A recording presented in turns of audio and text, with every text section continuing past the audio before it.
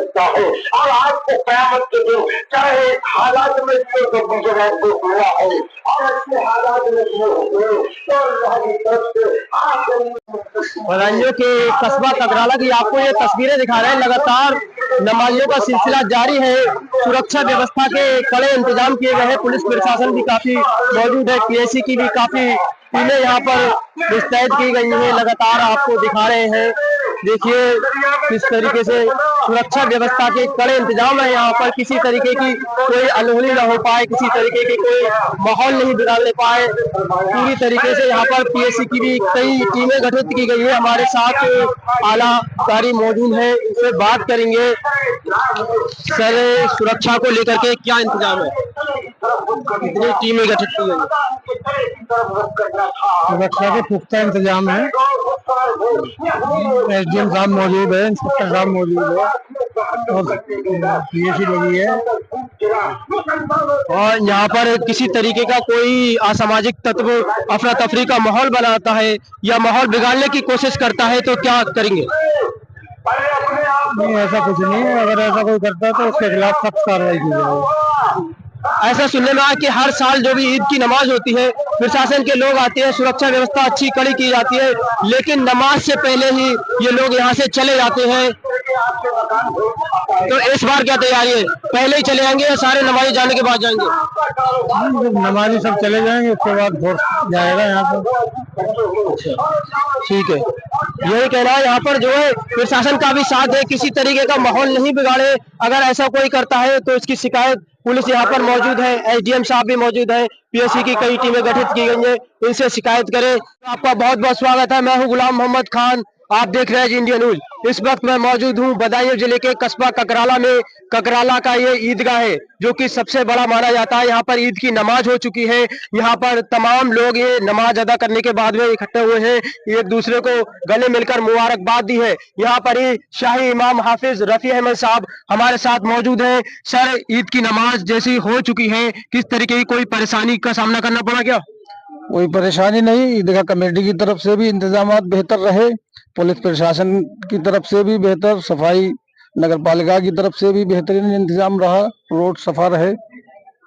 किसी तरीके का कोई ऐसी देखने को मिला हो या कोई खबर मिली हो, कोई असामाजिक तत्व या किसी की अफरा तफरी का माहौल कोई बना हो? कोई इस तरह की कोई बात नहीं हुई, ना हम लोगों की तरफ से कोई पहल होती है इस तरह की। और हमारे कस्बे में जो है दीगर समाज के लोग भी जो है कोई किसी तरीके की खुराफात अभी तक नहीं करते हैं, न की है। वक्फ बोर्ड बिल पर जो है आप क्या कहना चाहेंगे? वक्फ बोर्ड बिल पर हम ये कहना चाहेंगे कि वक्फ की प्रॉपर्टी जो है वो हमारे सलाफ की, हमारे बुजुर्गों की है, उन्होंने उसको वक्फ किया है। और जो वक्फ की जाती है हमारे इस्लाम के नज़दीक वो चीज़ अल्लाह की मिल्कियत हो जाती है, उसमें किसी की मदाखलत करने का कोई हुक्म नहीं है। और दस्तूर हिंद के मुताबिक भी उसमें जो है हम मुसलमानों को जो है हमारा वक्फ है, हमारी मिल्कियत है, हमें अधिकार दिए हुए हैं। जैसा चल रहा है वैसे ही रहने दिया जाए। इस वक्त तरमीमी बिल को वापस लिया जाए, इसे पास न किया जाए, इसे हम मंजूर नहीं करते हैं, हम इसे मुस्तरद करते हैं। क्यों इतना डर रहा है इस बिल से, क्या है ऐसा? कुछ नहीं, मतलब ये कि बस ये है कि बिला वजह नीयत खराब है कुछ लोगों की, कि मतलब हमारी प्रॉपर्टी, हमारी जायदाद, हमारी मसाजिद, हमारी ईदगाह, हमारी दरगाहें, हमारे मदारिस कब्जा करना चाहते हैं। और सरकार तो इन सारे सवालों से इनकार कर रही है, ऐसा कुछ नहीं है, और आपका साथ देना चाहती है। हमारा साथ कहाँ देना चाह रही है? हमारा साथ देना चाह रही है तो मतलब ये है कि प्रोपगंडा किया जा रहा है, अक्सरियत को अकलियत के खिलाफ उभारा जा रहा है। मतलब ये कि एक उनके दिलों में नफरत पैदा की जा रही है कि इतनी बहुत सी प्रॉपर्टी इन लोगों के कब्जे में है, जबकि अगर हमारे कब्जे में थोड़ी है या ज्यादा है वो हमारी है, मगर इतनी है भी नहीं। मैंने सुना है कि उड़ीसा में 13 मंदिर ऐसे हैं कि वक्फ बोर्ड से 40 गुना ज्यादा उन 13 मंदिरों के पास जमीन है और जायदाद है, प्रॉपर्टी है। और वक्फ बोर्ड पूरे भारत में इतनी नहीं है, उससे ज्यादा जो 40% उन 13 मंदिरों के पास है। फिर बाकी और सूबे और स्टेट तमाम भारत के जो है मतलब ये के और दीगर जो धार्मिक स्थल है गए, तो उनका क्या ठिकाना होगा, कितनी प्रॉपर्टी और कितना पैसा है उनके पास। तो आप इस बिल की मुखालिफत करते हैं? हम इसकी मुखालफत करते हैं और जो हुकूमत हिंद से हमारा मुतालबा है कि इसे मुस्तरद करें, वक्त तरमीमी बिल को न लाएं, ये मुसलमान बर्दाश्त नहीं करेंगे और हम उनसे अभी अपील कर रहे हैं कि वो इसे जो है मुस्तरद करें। आज ईद का दिन है, सारा देश आपको देख रहा है, क्या कहना चाहेंगे देशवासियों से? देशवासियों के हम ये कहना चाहेंगे कि जो नफरत अंगेज कुछ लोग हैं या कुछ संगठन हैं, सीधे साधे भोले भाले लोग उनकी बातों में न आए और हमारे भारत में जो है अमन और चैन कायम रहने दें, उन फितना न फैलाएं।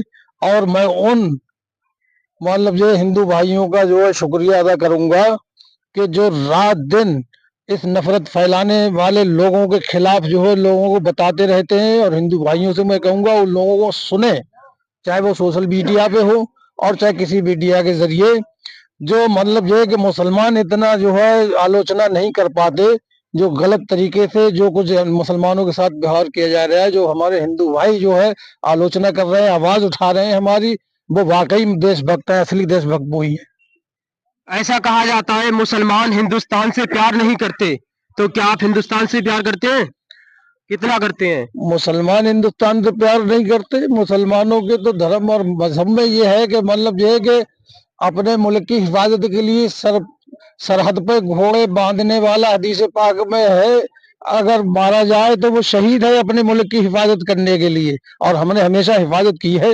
और 1857 में सबसे पहले जो है आज़ादी के लिए मुसलमानों ने, खास तौर से मुसलमानों के लीडरान ने, उलमा ने आवाज उठाई और हजारों लाखों उलमा जो है मारे गए जलियांवाले बाग में। मतलब जो है कि हजारों उलमा को जो है शहीद किया अंग्रेजों ने। तो उनको आज हमारे भारतवासी, जिनका जो है मतलब जो है कि आजादी में कोई हिस्सा नहीं था, मतलब जो है कि उन अंग्रेजों को अपना लीडर, अपना रहनुमा और पेशवा मानते हैं, जिन्होंने लाखों हिंदुस्तानियों को, मुसलमानों के अलावा गैर मुस्लिमों को भी हिंदुस्तान के जो है कत्ल किया, उन्हें दोस्त मानते हैं। और जो है क्या नाम, जो हमने कुर्बानियां दी है, हमारे बड़ों ने खून बहाया है इस मुल्क की आजादी के लिए, हमें दुश्मन बताया जा रहा है। तो ये नफरत अंगेज शरपसंद जो संगठन है या आरएसएस के चंद लोग हैं जो नफरत फैला रहे हैं, हमारे हिंदू भाई इस पे काम कर रहे हैं, वो आवाज उठा रहे हैं और अपने भाइयों को समझा रहे हैं कि मतलब इनके कहे में और बहकाए में ना आए।